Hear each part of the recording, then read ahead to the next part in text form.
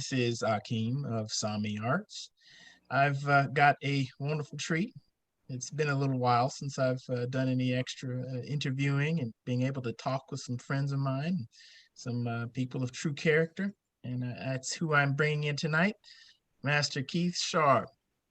He is a very decorated, I would identify as a very decorated artist and very varied and very disciplined. And what I'm also going to include in this video is a snippet of a wonderful form that he did. And this is interesting enough. This is 20 years ago, and it just shows you the meticulousness in his artwork.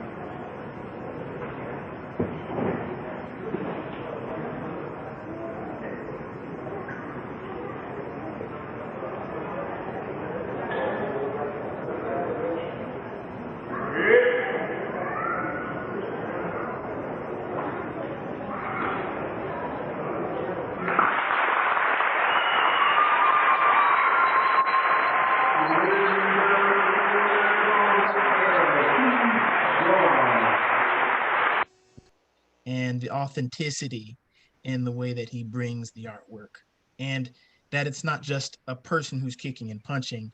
He's truly an artist.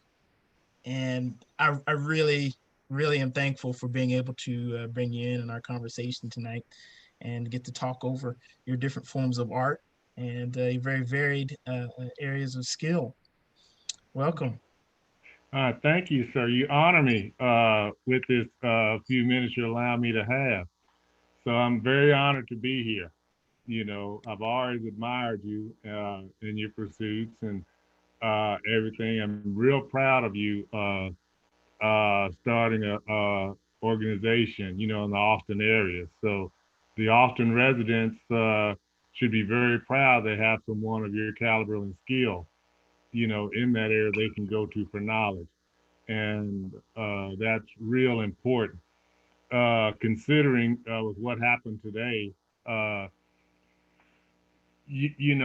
martial arts, uh, when I started in America, it was a lot of times it was just who you could beat up in a competition or tournament. And so what that does sometimes it hampers growth. It hampers mental and spiritual awareness and ability. There's nothing wrong with that competition, but when that's the total focus, your students lose out. For example, I've taught students who were blind. I've taught students who were paraplegic in wheelchairs, one arm. And so an instructor who only concentrates on one facet of it is not able to reach someone else that may need it just as much or more, than that. And so that's what martial arts was meant to do. It was meant to assist and help those who were oppressed or downtrodden. Mm. Okay, and so that's something that a lot of us kind of forgot, that it was invented for people who were really oppressed, especially people of color, in a lot of ways. So the similarities kind of go hand in hand in, in our learning process. Also, years ago, won't tell you who it was, but we were at a tournament. I can't remember if Alvin was there or not. It was what I'm telling you happened maybe 40 years ago. And one of the top heavyweight competitors in the country was there. And we were out at a park. And it was early. And so everybody, just kind of sitting around. And a little grass snake was crawling around the cookout table. And he saw it and he jumped straight up and jumped on top of this table, this cookout table. And he get man, that's it. And it shocked me because I thought, here's somebody who wrecked all the competitors at that tournament that day, and the grass snake was only about 8 inches long, you know. And so, which shows that everybody uh, has phobias. Everybody's vulnerable to a certain extent. But when you don't acknowledge that, you kind of cheat not only yourself, but your students as well. Okay, Mm. and so that means you haven't grown. Your growth didn't happen. Uh, Great humanitarian heavyweight boxing champion Muhammad Ali once said, "If you have the same opinions now that you had 20 years ago, you wasted 20 years." And so there's supposed to be a growth level. There's supposed to be an improvement in the martial arts. Every time there's a new generation, there should be an improvement. And so that heavyweight champion, what that showed me was, if there was an emergency, you know, even though we have these guys, black belts can break boards and bricks. And I would tell my black belts, if you're sitting at your grandmother's table, say Thanksgiving, and she gets a bone caught in the throat, you don't know the Heimlich maneuver or first aid, and you have all these years of training and competition, and you can't save your grandmother who's choking on a bone. And Mm. I say that to me, that didn't make sense. Mm. So that's why I incorporated, first aid and disaster preparedness, when I taught. I wanted Yeah. to make sure my students, if an emergency happened, if it was a flood or a tornado or a hurricane, and I told them I want you to be able to lead your family out of it, Yes. So because you have all holistic. this training Mm. and, you can't do anything but fight someone else, Mm. and you see, and that relates to your teaching as well. You have to be able to guide someone. For example, what happened in D.C., knowing where to go, how to go. Here in Washington State, Pacific Northwest, it's sometimes they call it Volcano Alley because there's a lot of these mountains of volcanoes that haven't erupted yet. So earthquakes, are scheduled to happen here somewhere. Every part of the world, there's something that will go on at one point. And if you happen to be there and not know, then, you go with it. And so what I wanted to make sure is that my students were able to survive a disaster or an implement, that it was because you're not fighting an opponent. What you're fighting is yourself, Mm. and like I tell my students, I ask all new students, hey, who do you think your strongest opponent is? And they go, well, it's be some guy that's 6'8" and weighs 400 pounds. I say, no, your strongest opponent is you. My strongest opponent is Keith.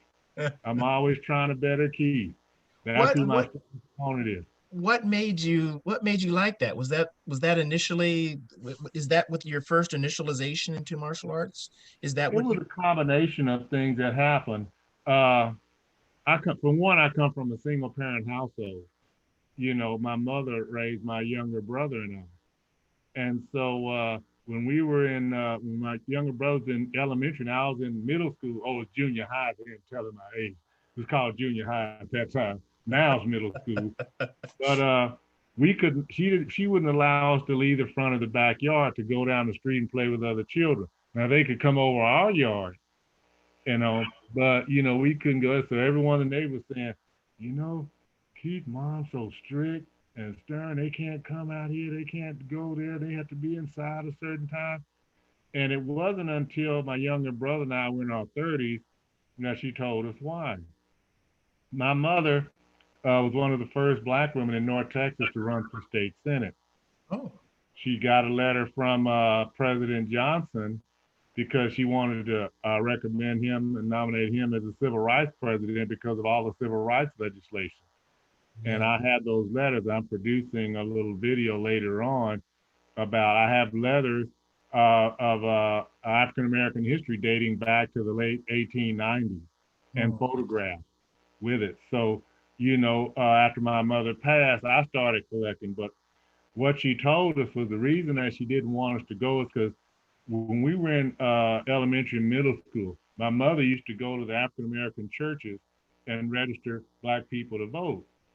Mm. And so, this is before she ran for Senate. Anyway, she received death threats.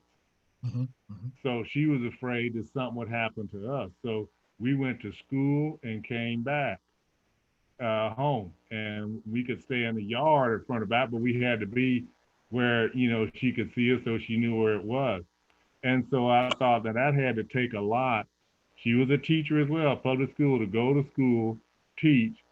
After that, work on civil rights for the community, get death threats, and still do it after Yes. receiving death threats. Wow. And so that's one of the reasons I got into martial arts in Mm. the late 1960s because of that. Because I didn't trust anyone else protecting me because from what I saw.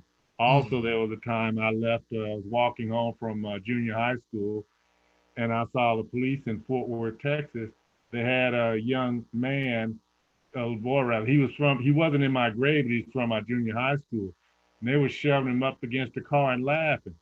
And he was sitting there crying, and one of them had the handcuffs, and he was spinning them around, clicking, saying, I ought to take you to jail. And the little boy was crying. So I was watching it. Now I'm like Mm. 12 or 13. Hmm. So I'm watching, and I'm kind of confused.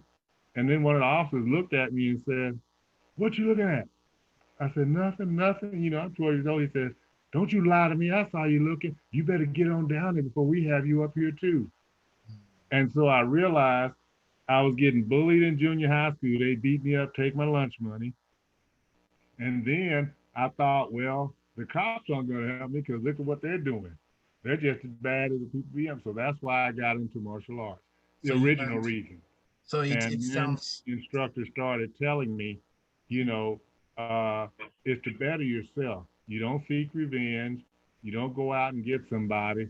You're trying to make improvement to yourself. And when I have a black belt that wants to study or learn weapons or something from me, first thing I'll ask him, he starts telling me all the trophies, all the medals, and that's good and fine. But I'll ask him, well, what kind of person are you? What have you done for your community? What have you done for your children? What have you done for your family? What have you done to make this world a better place? And so then a lot of them, they kind of, they have to think at that point. Also, there's a little plaque someone gave to my mother years ago, and it basically says on it that, it goes to teaching. And it says, 100 years from now, no one will know what kind of car I drove. They won't know how much money was in my bank account. They won't know what kind of stylish clothing I wear. Hmm. But the world may be a better place because of the difference I made in a child's life. Mm. And so I have that, at the dojo. to let other people see, but also to remind me that, this is one of the ways I can make this world a better place or help someone else to make it a better place. Mm. And that's why I'm so glad that you're teaching now and you're spreading the art because of your mental awareness, your social awareness, your interactive, with other people. And that's important in this world that we're living in now because in our community with disaster preparedness with Katrina, and I work with a few people who, went there, and I work with a few people who went to Haiti that, Yeah. not a lot of people are going to help us, if we don't learn to help ourselves, and, learn to grow, and not just from one standpoint or one segment of it. In medieval Japan, the martial arts was invented in Okinawa, not Japan like people think. And so the Okinawans had to develop a fighting art because they were oppressed by the Japanese and others. So that's why what we're doing now is because of that, because of something they invented partially. Okay, and it wasn't just Okinawa. The Philippines developed an art, Eskrima, Kali. They developed systems of fighting. So many countries had to take their foreign tools to use to defend themselves. And that's how, we're learning now. And somehow, sometimes we tend to forget that. And we think it's about gaining trophies and medals. That's part of it. There's nothing wrong with that. I have some. But I also realize if something bad happens, I want my students and my people to be able to survive. And so that's why, I teach the way I do, because of that. What's some of the things that you've I guess found that is the biggest gap in teaching people about preparedness? I mean, you mentioned the gardener snake, like being comfortable with animals for one, but there was one that you and I were talking about the other day, which is an awareness being one of the greatest weapons that you really do have within Yeah, it your is probably awareness. one of the most important because when Mm. we went, when I take groups camping, I teach wilderness survival. When I take group camping, hiking, backpacking, uh, last winter I took a group snowshoe hiking, Snoqualmie here in Washington State, Mm. and what that teaches is that when you do that, your awareness. So when I take groups hiking, and I used to work with gang intervention, and sometimes these are the real toughies.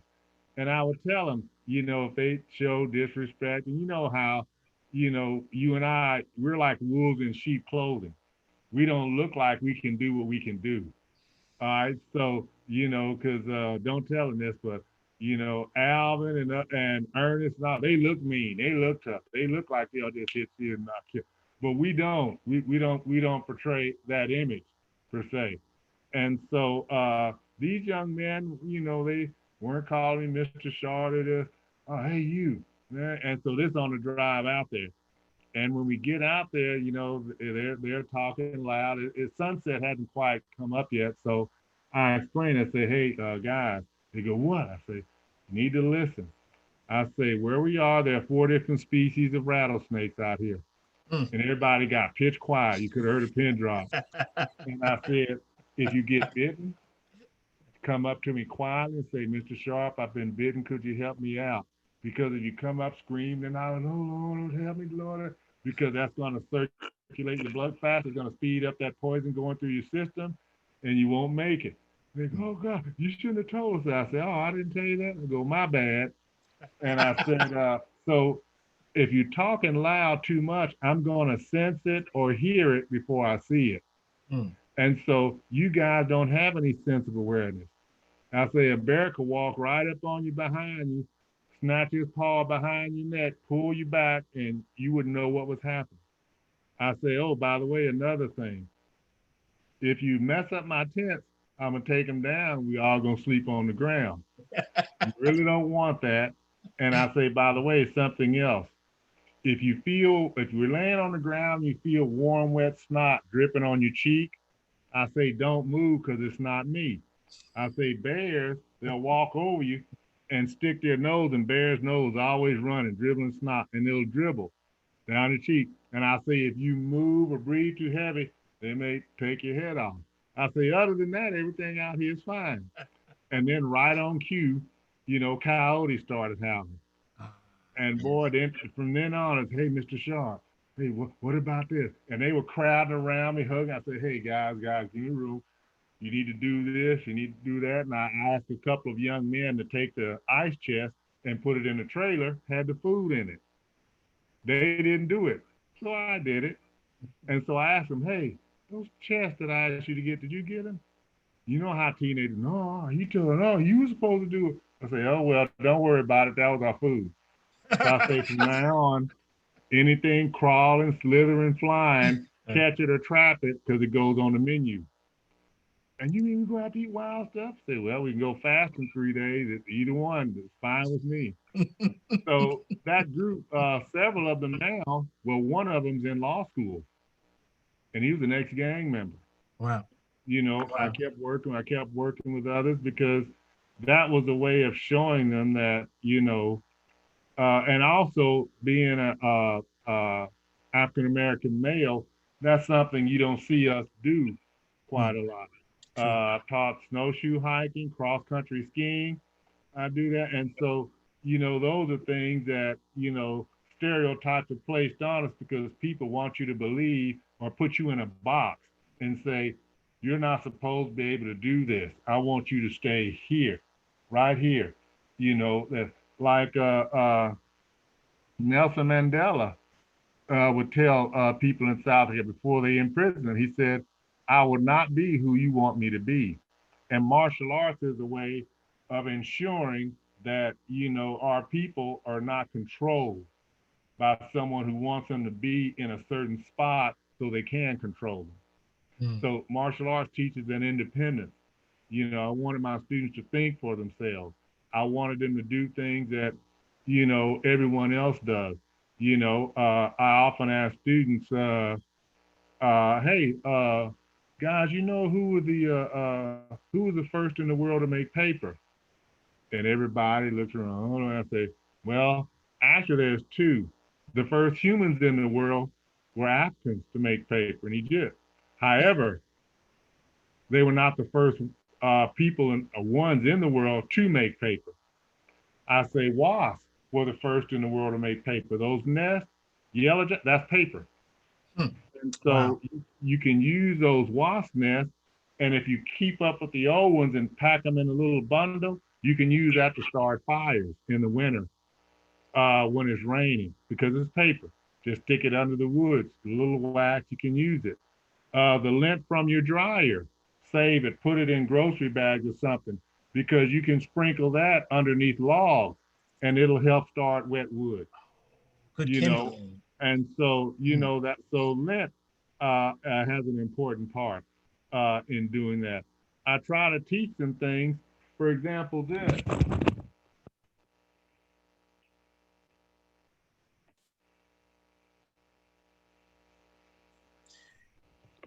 Most people in our community, can you still hear me? Yes, absolutely. Most people in our community never seen this. Now, this is bear spray. Bear spray. Hmm. Okay, it's not so much in Texas. Okay, but in any outdoor stores, Sports and Field, REI, they have it. It has a little tab here.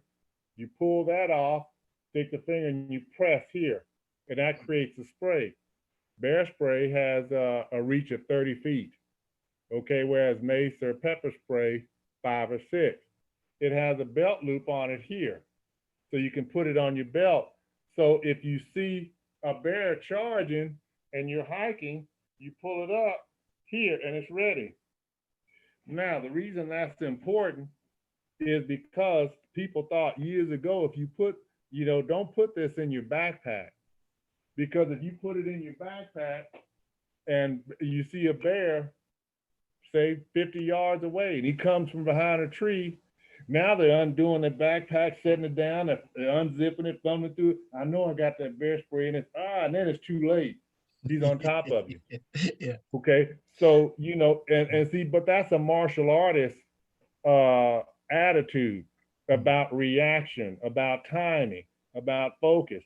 And so somebody years ago had that same spirit and thought, just setting this stuff in the backpack's gonna get you killed. Okay. Also knowing your surroundings. When I take groups wilderness outing, and I say, hey, look, sometimes we'll have on bear bells. They're little bells you attach to your belt, so when you walk, mm, it rattles. If the mm, bear doesn't see you at first, it'll make him run. But sometimes bear bells don't always work. That's why you have first, second, third, and fourth plan of action in case the first three don't work. mm, Okay, you always have that. You should have that in self-defense too. And I tell students, never rely on any one system, technique, or method to defend yourself with against another human. mm, I don't care if you got to spit in his face, bite, pull his eyelashes. I'll use anything that works, right, to save your life. You always do that. And going. I would mention to students, quick way to end the fight.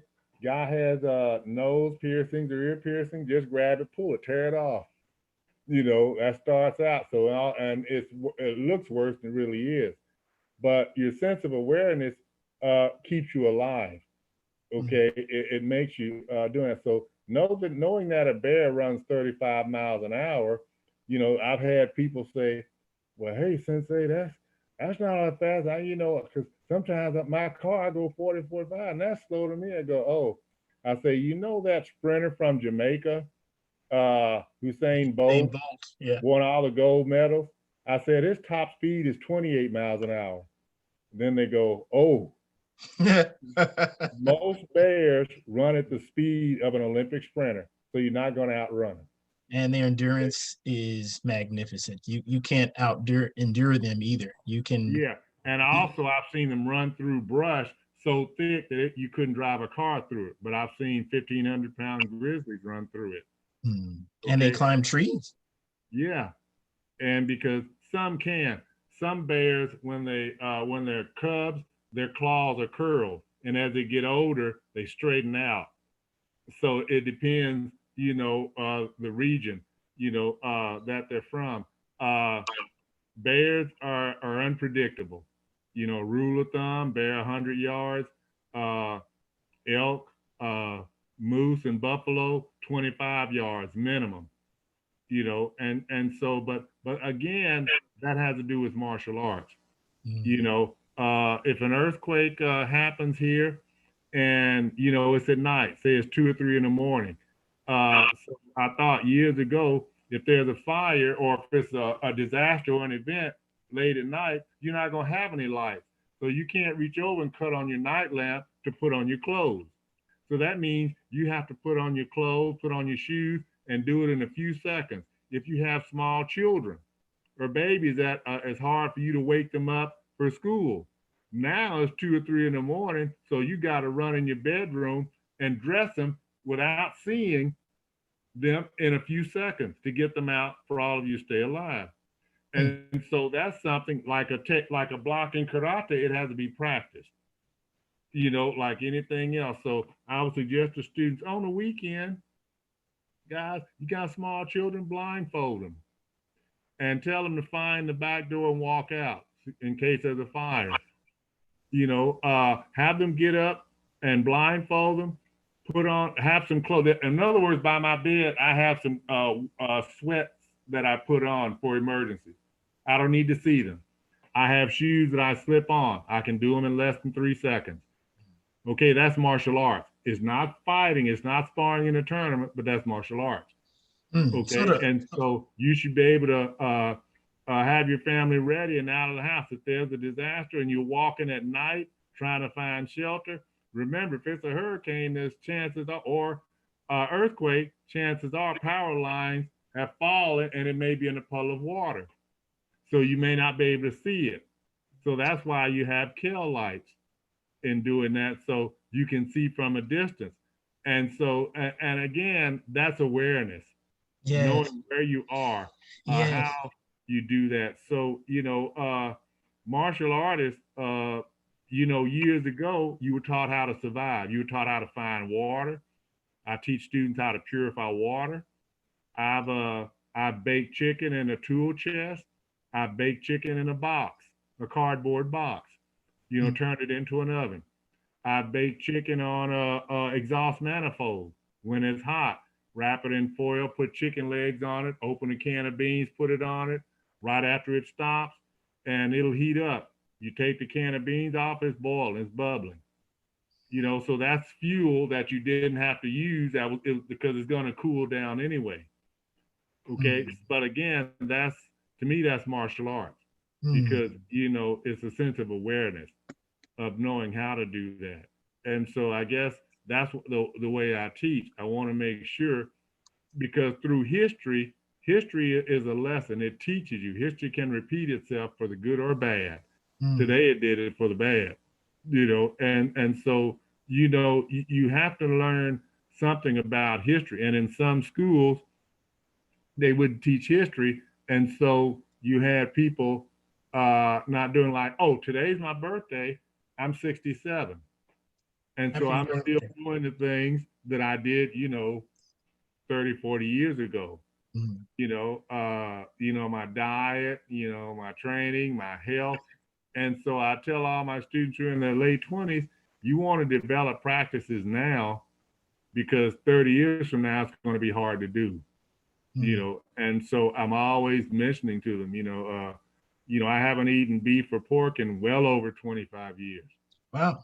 you know so I haven't had a soda in over 20 years. And so that's helped me. It helps my system. And so you got to do everything you can to keep yourself alive. For example, I don't have calluses on my knuckles, and I've had black belts say, well, I got to develop calluses so I can, and there's nothing wrong with that. I've broken boards and bricks. I don't do it often, but I have done it. And a master years ago, Okinawan master, told me, he said, he said, don't callous your hands. Don't do that because that Mm. destroys the body. And Mm. he was in his late 80s, and arthritis was so bad he couldn't clench his fist. Mm. So what he did, he would roll his hand down his side to make a fist. Now he could stick his fingers through a brick wall, but he couldn't make a fist. And there Mm. were other things he couldn't do. And he says, you don't want to do this. Your hands are hard enough to hurt someone in self-defense. But he says you want to have. He kept saying longevity. Longevity in your body. And so I always wanted to do other things. And had I done all the callousing and the things that a lot of people say do, I wouldn't be able to ski now or rock climb, mountain climb, canoeing, kayaking, all of those things that require flexibility in the joints and limbs and arms. You need to think about that in the future. Also, in an emergency, in case you have to climb out of something, you want Yes. to be able to do that. So that's why. For example, when you went to Peru, it's beautiful. But if you go too deep in the jungle, that beauty is still there, but it's also a danger.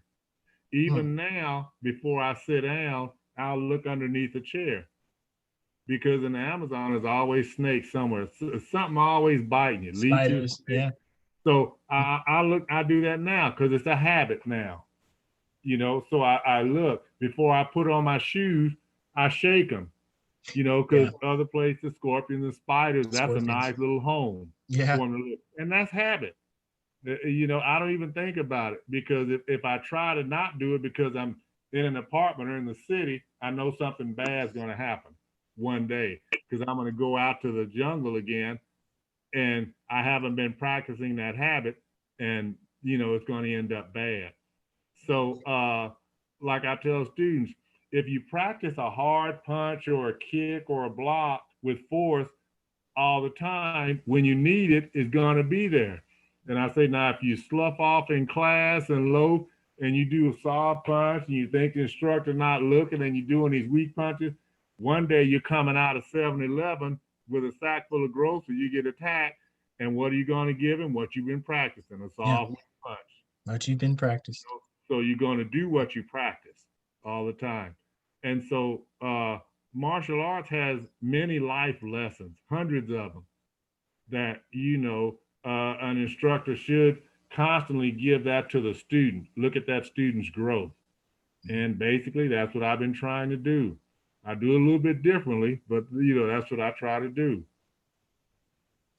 That's spectacular. And that's the way that you're teaching holistic, artistic, like connectedness and engagement, nature watching. I was just listening to you and I was summarizing all the different angles that you went in here, all the different pieces of the pie of your teachings.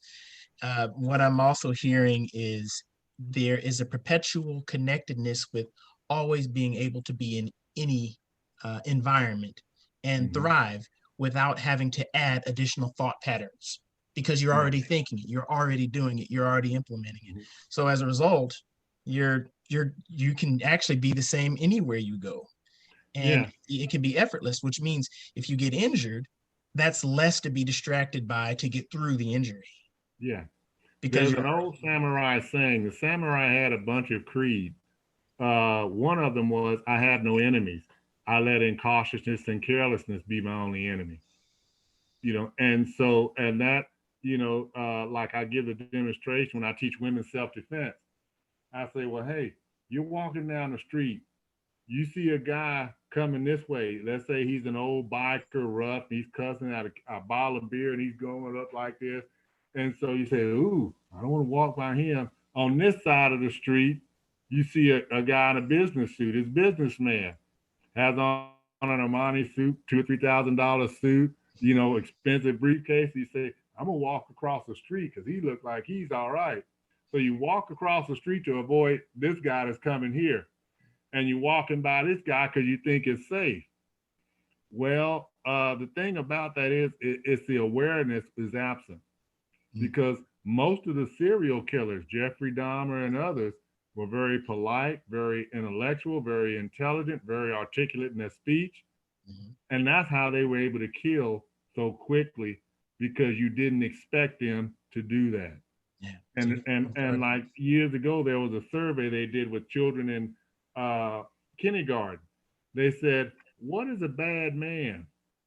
And all of them said, he got these big fangs, kind of like a vampire, and claws, and a cape like Dracula. That was a bad man to them. Mm. So a man that's dressed nice and talks intelligent and very professional, that's not a bad man. And so, my daughters, I would go over that with them, just because he's starting a football team and you think he's good looking and handsome and strong enough, doesn't mean he's a nice person. It just means that's just the way he looks. Mm-hmm. And so, you again, your sense of awareness, like the Samurai Creed saying, be cautious. Don't be incautious. Be aware of your surroundings. You have the same rule, just like before I put on shoes, I shake them. I do that every time, and So I've been doing that how do you for keep your 45 years. serenity?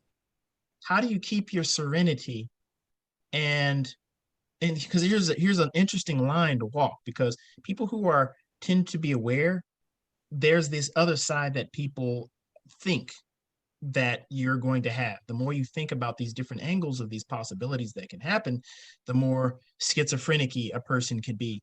There's a line to walk where you can be aware of what's going on, and the line where you can keep chill and aware and poised to Yeah, activate if needed. yeah. I tell my students a joke sometime. I say, just because I'm paranoid, it doesn't mean there's not someone out there trying to get me. So and I say, you know, uh, I'm aware all the time. You Mm. know, when I come out of a store, or I say, if you in a line at a store, Safeway, and you get something that costs $4, you give that cashier $100 bill. They give you $95 and change. Person standing behind you is kind of, looking Yeah. and may follow you out. And I ask students this, I say, when does a fight start between two people? When does it start? Mm. They go, when he come when the dude first come up to you, start talking trash, or he push you, or says something bad mean about your family. They go, no, that's not when it starts. When does it start? I say when it first enters his mind. It's just you aren't aware of it yet. So if I come out of my house and there's a guy down the street that's thinking I'm gonna go ahead and rob him, the fight started. I just don't know about it yet. That's why you train, so your reaction can take over when the physical part happens. But the fight starts when the thought is in someone else's mind. Mm. Okay, you just aren't aware of it. And And so that's why, in the dojo, you train. As another samurai saying that says, bleed in the dojo, laugh on the battlefield. And so you hurt in the dojo, so on the street, or when someone is a home invasion, someone kicks in your front door. And here's where I mean by being awareness. And I tell students, especially women, if you want to stop someone from snatching your purse, become a purse snatcher. How would you do it? How would you do it and get away? Where mm. would you do it? Who would you choose? I say, and I've had students, I give written tests, and I say, let's say it's a Super Bowl and the virus wasn't here. And what do people do in the Super Bowl? Everybody's inside, the TV's up, they're jumping up and down for their team, shouting. So that's noise coverage. So if I was going to rob, say I robbed a store and I'm running down the street because cop car is looking for me, I'm gonna pick a house to invade just to chill out for a little while. Now, what I would do, I would try to look to see toys in the yard or swing toys in the backyard if I could see it. Because if I kick in that door and there's a big guy in there, because I don't know who's in there, all I need to do is grab one of the small children, put the gun ahead, and say, "Everybody, sit down, shut up, be cool." Mm. Mm. Okay, and that's what I tell women with small children, or men walking their children. I say he knows you're gonna fight, but if he grabs your daughter or your son, he knows that's gonna keep you in check. Mm. So I'm aware of what's going. So we have drills in the dojo where you hold your child's hand and we walk. And I say, if something comes up, you don't have time to tell, hey, come over here. You just grab the hand and maneuver. It may hurt, it may even do something, but you grab and maneuver and use techniques based on how you're walking and how you're fighting. In other words, you're prepared to be attacked while you're pushing your baby in a stroller or while you have a backpack on. Again, that's awareness. In the dojo, I have a little this doll, life-size doll, call him Junior, and it's 20 pounds of sand inside it. So I'll throw it to one of the students and have other students attack him. So they have to spar while keeping this baby coverage, using kicks and maybe one hand. Mm. Okay, and that teaches realism if you have a small child that you're trying to protect while being attacked. While being attacked. Okay, and so it gives it more of a realism part to it. Also, I have a card table, and I'll have a couple of people sit down in it. I'll have a paper plate there, and I have these little rubber forks and spoons there, because I say, now if I was gonna fight somebody, I don't like to struggle and be cutting, spitting, slugging it out. See, I'm gonna let him get full. Mm. I say, I'm gonna let him go to Red Lobster, get the double plate special, four glasses of extra large tea, apple pie, and ice cream on top. And when he comes out, his belt buckle's about to burst open. And he's picking his teeth. That's the time to attack him. You don't attack him when he just come out of the gym or the dojo working out. And I Mm. say, again, you have to think sometimes like an attacker. You have to become one, to put yourself in that position. So you can see your gaps. So you can see using mindfulness basically to Right. create a self-awareness about your strengths and your weaknesses. And your weaknesses. So You you have to can look at your weaknesses where you are. So I have students attack other students while they're sitting down, while you're laying down, when you're laying in bed. And I say, number one, you laying in bed. and someone's inside your home. He broken in 1, 2 in the morning. You hear him. Now, most, you see on the movies, they go, "Who is it? What you want?" That just alerts him to where you are exactly. Yeah. So he can get rid of you. If you cut on the light, that alerts him to where you are. Yeah. And so the thing to do, I say, number one, you don't want him to know that you're aware. If he comes to the door and he sees you under the covers, you don't try to kick out fast because you can't. And I have students, we have a mat and I have some blankets and I have them lay down with a pillow. I says, and we had a little rubber knife. I say, he's going to stab you. See how quickly you can get out and stop that knife. And Mm. by the time they threw out the covers, he stabbed him a couple of times. I say, the covers are like a shield. You just lift them up and you entrap with the cover. So the cover becomes an assistant. Again, that's awareness. That it's martial arts. You're not, coming into a ring and bowing and then squaring off is one thing, but most fights are not going to start on an even basis. They're going to start uneven. Okay, because I want to be successful in mugging you. I want to get this money because I need a fix on drugs or whatever the reason is. So I want to be, so I don't want, especially if it's a big guy, I don't want to be slugging it out with somebody. So I'm a cheat. Okay, I'm gonna come up from behind. I'm gonna do a lot of little things, that you're not aware of. So sometimes even the strongest fighter can be caught off guard because they have fighting experience in the ring for competition, but not awareness fighting just out on the street because they're not expecting that to happen. Yeah. What happened in Washington today? One of the reasons that happened. Well, and let me preface that too. For all who are watching this video, you may or may not see it at the exact same time, but he even hinted at this 2, 3 different times since we've talked today. But it's the ransacking of Washington D.C. Capitol happened today. Security was overrun. People were running up and down. The people who got through the security were going up and down the different areas. They were trashing Nancy Pelosi. She's Democratic House of Representatives. They trashed her office. And there were other things that they were doing. They were running around. Basically, it was rampant and all kinds of crazy things could have happened. Yeah, they admitted they were completely overrun. They anticipated any sort of negative response on this key day, which happened to also be the day where the votes were finally counted. And well, the president, Donald Trump, was advocating people fighting for him. So they decided to take it to a physical and storm the White House to do that. So with Keith, with that in mind, what are you suggesting that people's mentality be about defending their homestead? In this case, the White House is one aspect, but I'm hearing a lot of really practical ways to defend your house from home invasions and multiple attackers. One of the things to do is to prevent child kidnapping. You live in a home,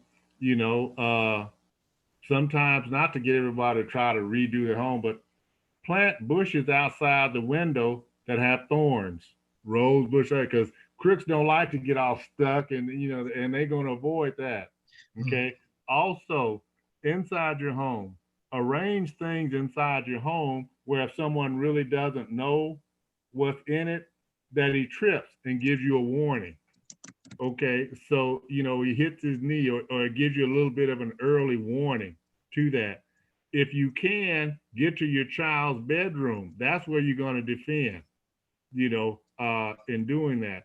Other little things to do, and this is again awareness. If you're not there and somebody breaks in, they go look in the bedroom. They're going to look in the jewelry case on the dresser, and he's going to pick out the diamonds, red, whatever he can find. Sometimes I recommend students, hey, you going out of town? Take all your valuable stuff, wrap them in a grocery bag, and put them at the bottom of the dirty clothes hamper. Crooks aren't going to look at that. They're not interested in dirty drawers. So they're not going to look. Also, underneath the sink in the bathroom, is a good place to play. There's nothing but calming and cleansers, so they're not interested in that. I said, anticipating, for Christmas, you buy a widescreen TV, 80-inch, and everybody set stuff out in the front for the trash to pick up. I said, there are people that drive up and down the street that do nothing but look for that, and they That's go, crazy. "Oh, they got an 82-inch. We can come back and get that." Cut it up, put it in a trash bag, so nobody knows what you have. Those that use Christmas trees, if you and all you want people to see them, so you put them by the window. What a good burglar will do is just smash the window, reach inside, grab a bunch of gifts, and take off. Mm. The best burglar alarm in the world, he still got away. It only takes a few seconds. So I said, up until the day of Christmas, just get some empty boxes, put some old paper in it, maybe a block of wood. I had one student put a brick in one. So if they go running down the street with that, and it looks decorative because all the gifts around the tree, but they're not real gifts. So you don't suffer a loss.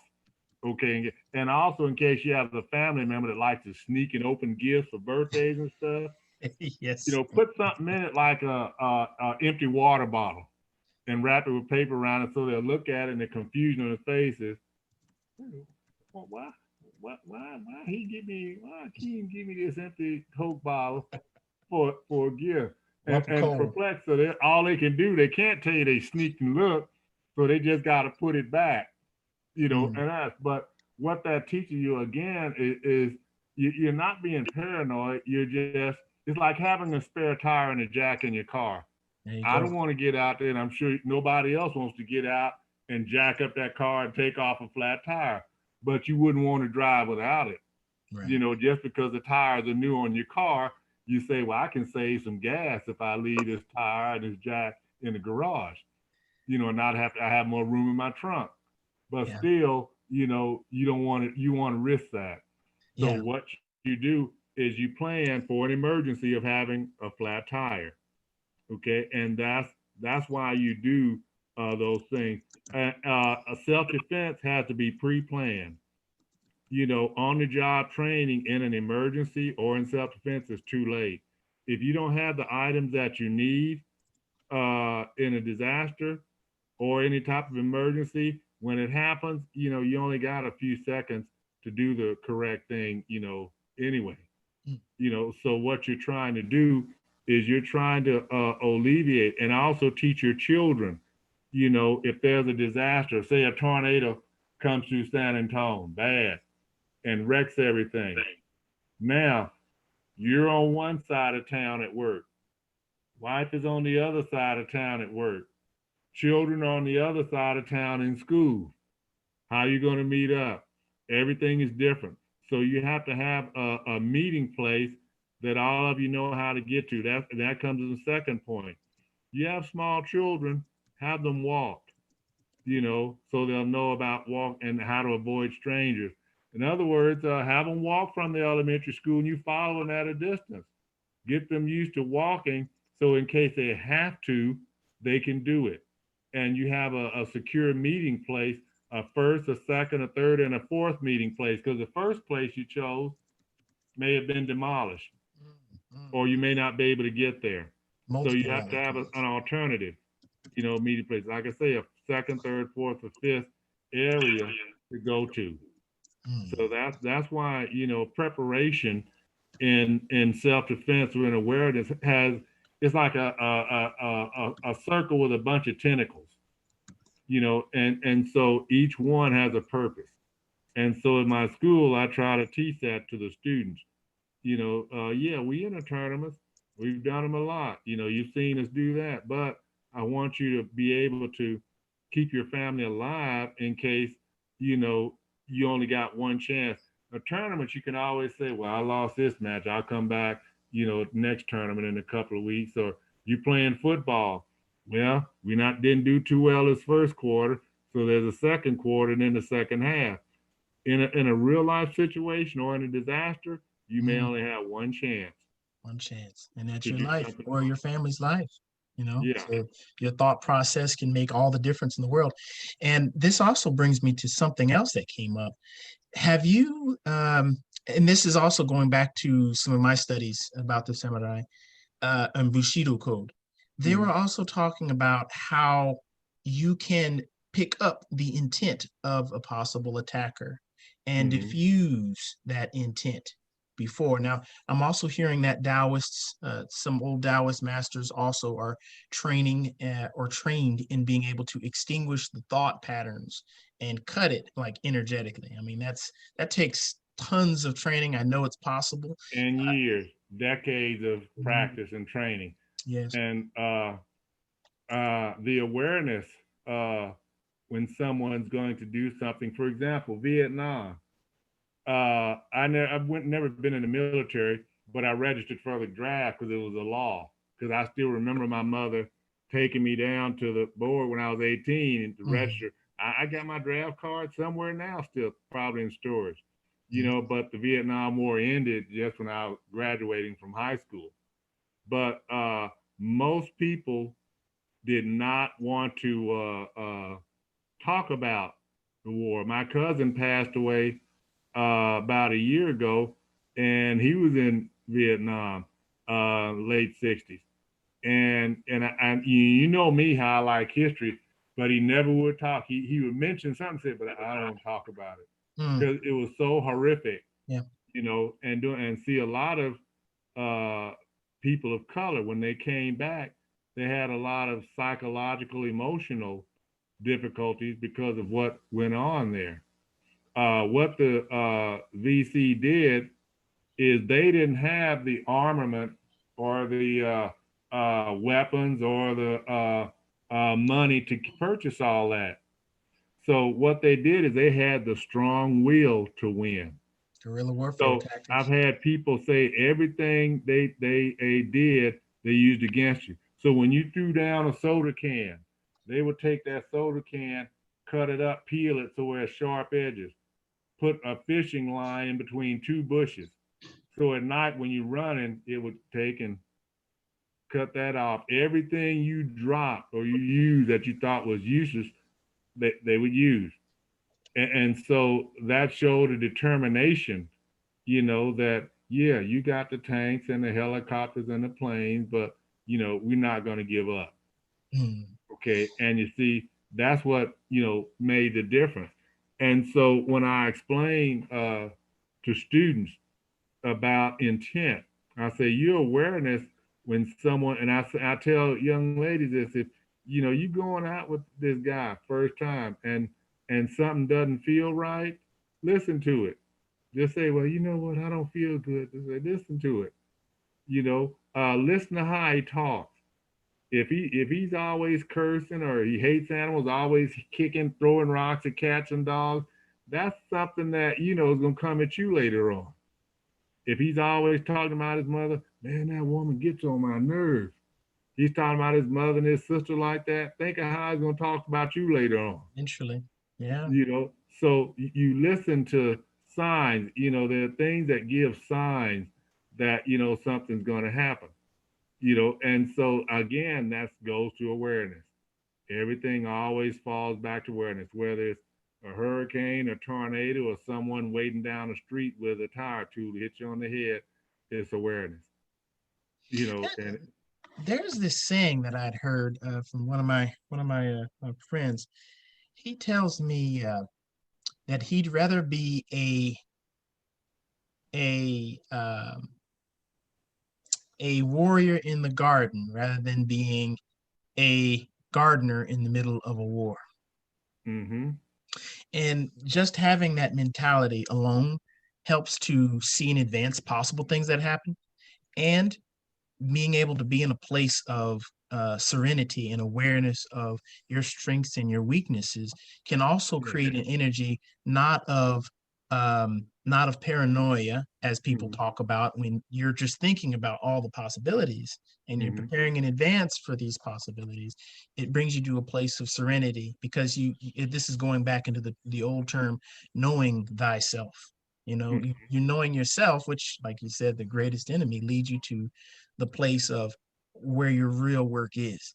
Even these things that happen to us, I mean, it's unfortunate, these things that happen to many of us, they also serve as key items of training, tools, opportunities of growth, and opportunities to take your life experiences and be able to share them with others, as you've done so much here. And you've taught us so much about nature awareness and preparedness, disaster preparedness and mentality, both in city, out city.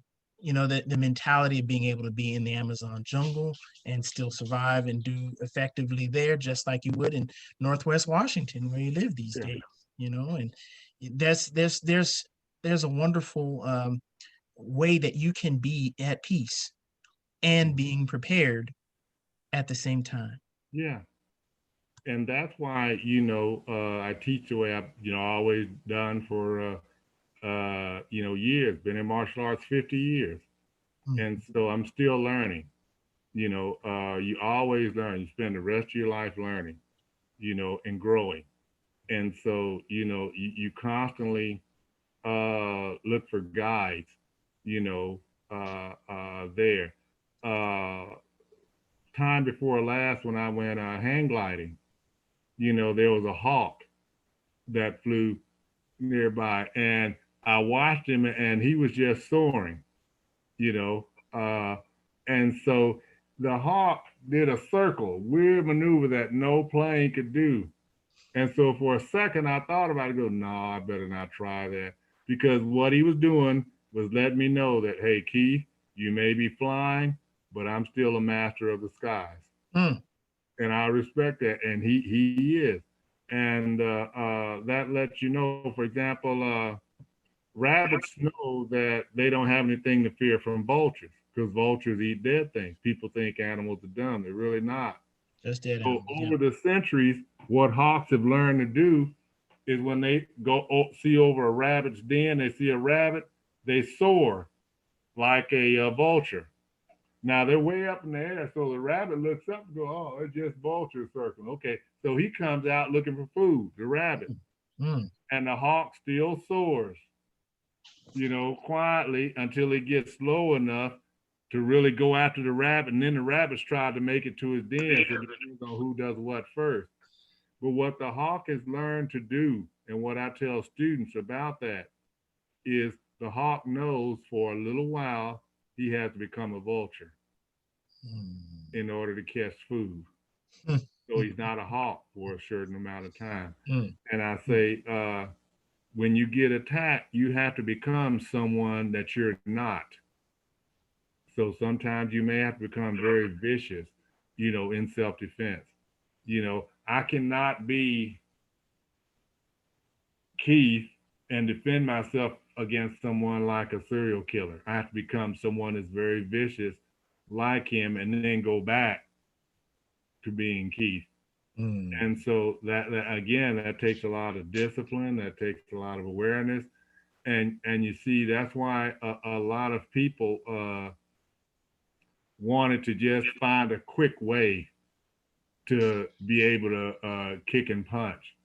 You know, in the '70s, they used to say stuff like, "You want philosophy? You go take a college course." And you see, and all of these people are really not around, or they're really not doing that well right now, Mm. physically, because they missed out on an opportunity, Mm. or many to better themselves, and Mm. that passed down, with other students, and doing that. I think we were talking about a while ago. I mentioned certain fighters on the East Coast. I'm gonna have to check, see if they're, okay now. But when they started, you had very few, African Americans in competition. Very, very few. And a lot of times there was cheating going on, and you know what I'm talking about, because it was still, martial arts was supposed to be an even temple, like the word dojo. Okay, people identify that with martial arts, but it's really not solely for martial arts. It means place of enlightenment. Mm. That's why if you go by a Buddhist temple, you'll see dojo on the top. And I've told beginning students, I don't mean you can go in there and ask them what kind of fighting y'all do, because they don't. It's an area of spiritual enlightenment. That's what it means. Okay, that's why because somebody mentioned it. Hey, they say, you know that Buddhist temple, they got a dojo. I said, no, that's not the dojo you're thinking of. Dojo is place of enlightenment. It's spiritual enlightenment. That's what it literally means. Okay, and they go, oh, okay, so it's not just for karate. I said, no, karate is a spiritual enlightenment, or it's supposed to be. Mm. It's like the holder of a hammer. You can use it to build a church or a school, or you can use it to knock somebody's brains out. Depends on who has a hammer in their hand. Mm. Okay, and so that's why it's important to find a good instructor, that exhibits some of these qualities. You know, I tell students, other cities, just go sit down and talk to him, watch a class, see how he teaches his class, see what he tells his students. Don't necessarily listen to what he tells you when you're in the office. He's trying to get you to sign that contract, or how tough you're going to be in 12 months. Just sit and watch a class. Just say, I like to watch a class. And there's some say, well, no, you can't watch unless you join. And so I would say, well, I kind of, move on. Would you buy a car without starting it or driving Right. it? I mean, you need to ask yourself that. I kind of move on. Absolutely. Well, I know that we've talked about some bits and pieces of your martial arts career. Did you also want to go into some of the different parts of the world? Because I heard that you'd gone to Peru. Hmm. Uh, I had also heard that you'd done survival work. You've also done some helping some of the Hurricane Katrina survivors. You've done some work with in Haiti as well with some of these same like hurricane survivors as well. You've been to different parts of the world, from what I understand, but I haven't always heard the specific parts of the world that you've been in at work and worked in. And it seems like this mentality that you had before you started traveling, and I'm really curious to see, were there any key places that really brought you to the next level with your preparedness in your life Martial travel? arts kind of prepared me for that. Alaska had a lot to do with it. Alaska, still kind of the untamed frontier. There's still great deals of semi-unexplored areas. You can still pan for gold there. There's some parts in Yukon, Canada, that you can pan for gold in. Uh, There's even a TV show about it now. And I've met a few guys, not those. I've met a few guys that, and I found a few nuggets maybe 30 years ago, nothing to brag about, but just to see what it was like, uh, to see what panning for gold was like. And I used to get up in the morning, uh, try to find some duck eggs and some honey, and that was my breakfast. And catch a salmon. That was good times. mm, You know, uh, I've been fishing and in some rivers and had bears. This one particular bear one year, he was maybe a half a mile from me, big one too. And we went there almost every morning, this spot where the trout, salmon come. We go there every morning. And, never had any problems. He'd stand on his hind legs and look, and I look at him, no problem.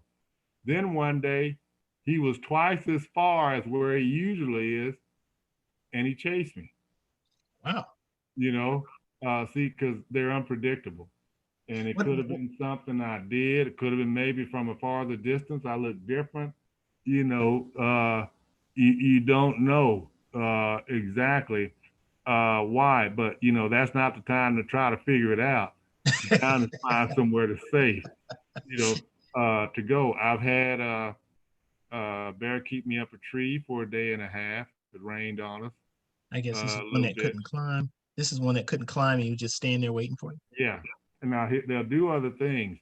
They'll come up and first try to push it to try to see if the roots are weak, see if it'll fall down. When Oh, that doesn't work, they may try to dig the roots around it.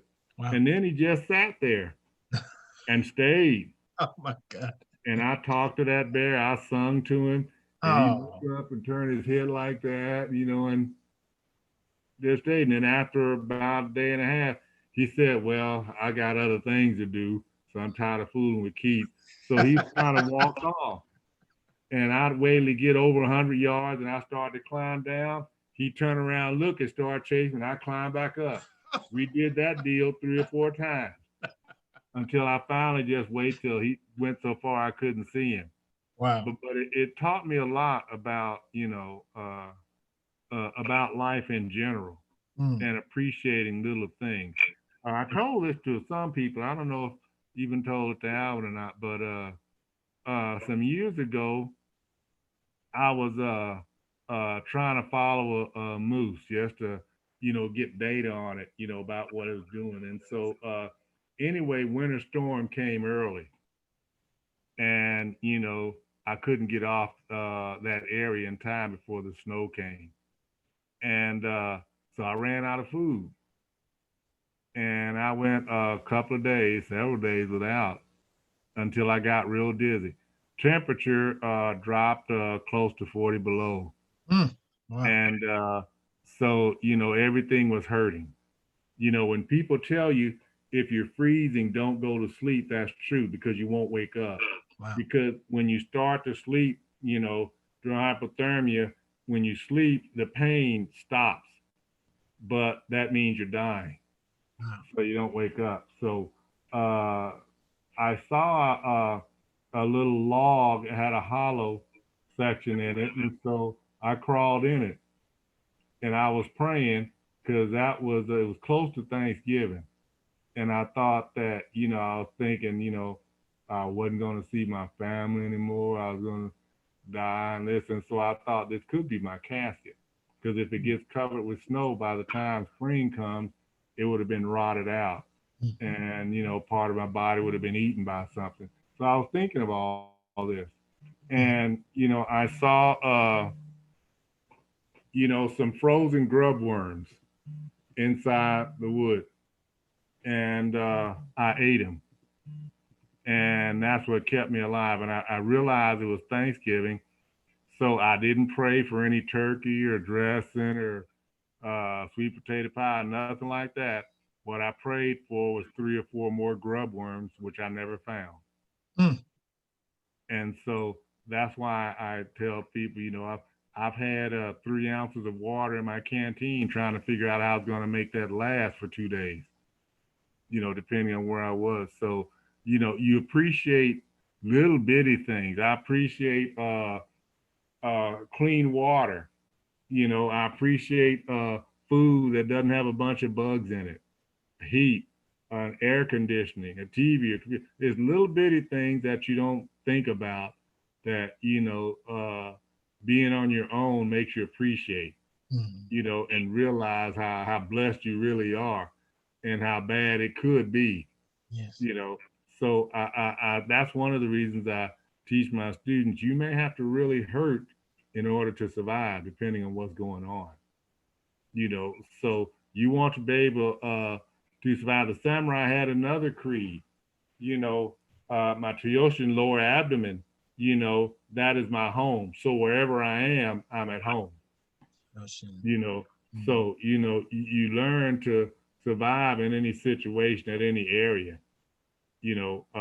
that you do. So this is why our community kind of needs to do other things. For example, in Katrina, uh there was this one brother I read about. When the water started coming in the homes and coming up, mm, he was, he climbed in his attic like a lot of them did, and he saw this old canoe that his dad had passed away years ago had. in the attic. And he said we had several garage sales and we tried to sell that canoe, but in our community nobody wanted to buy a canoe. Wow. And so that's what he used. And it took him several days. He rode 60 miles to get out, Wow. but he had forgotten about it. He said, we tried several times to sell that old canoe at garage sales. Nobody wanted it. And that's what got him out. And you see things like that, we didn't do as much. For example, You saw on the news them dropping water bottles to the brothers on the roof, catching them, from the Yes. helicopters. Yes. And a lot of people got sick from drinking that soil water because it had all those chemicals in it. Wow. And so, and that's why I got into, disaster preparedness. People ask, well, Keith, you camper, backpacker, hiker, were there things they could have done? I said, yes, to us, it was an inconvenience.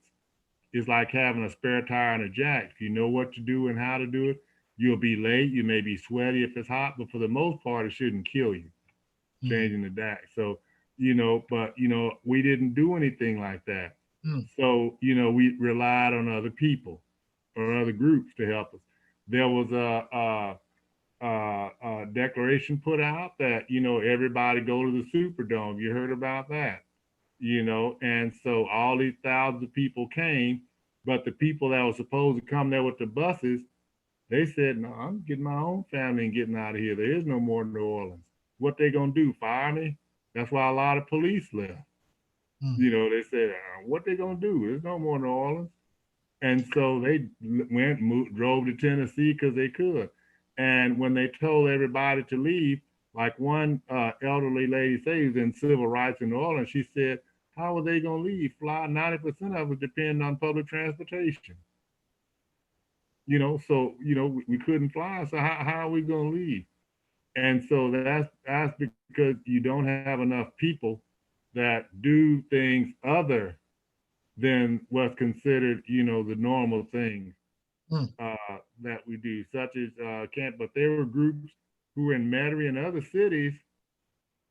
Once they got through Katrina, they started buying these old utility trucks, old ice cream trucks, converting them to a 4-bed ambulance with oxygen, medical supplies. And they Awesome. started doing that.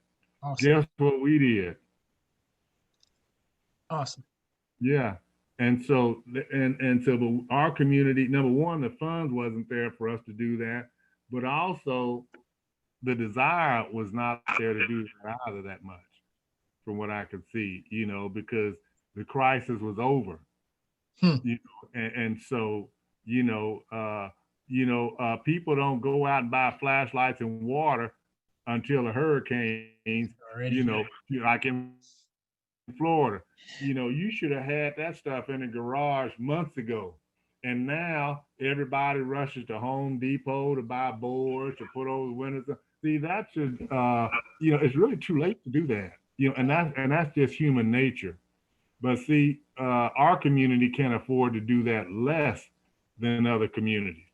Because at least if your family's going hiking, camping, backpacking, you kind of know some things you can do, without, and so but other so our community, we don't, do those things. So simple stuff like having camp stoves, camp heaters, little things that you may need for a disaster would actually you use it for camping.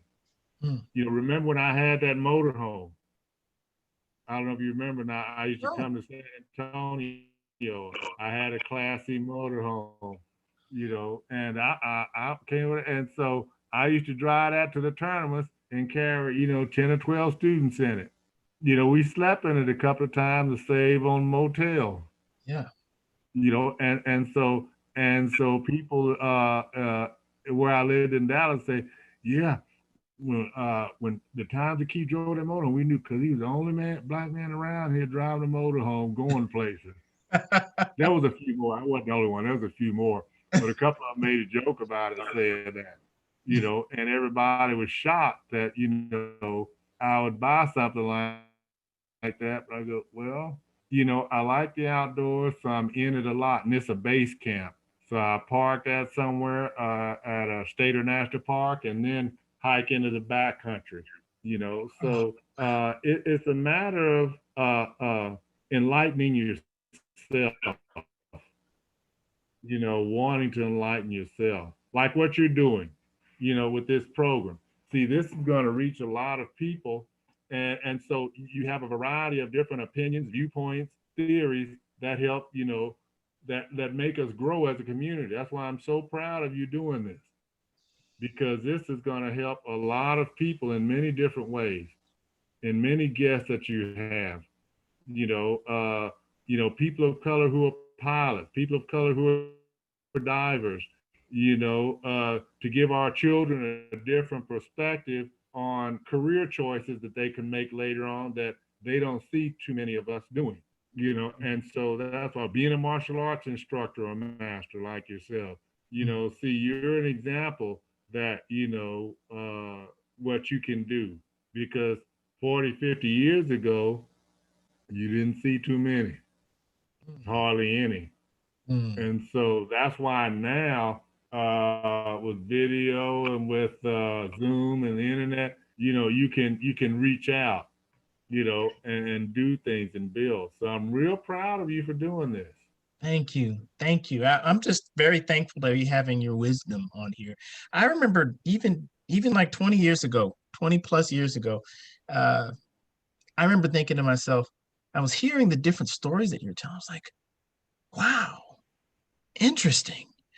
Very interesting. You're hearing not only your thought process, you're hearing the experiences that is fueling this knowledge, and that you're so open and willing to share it. It totally makes sense that people should be hearing this information.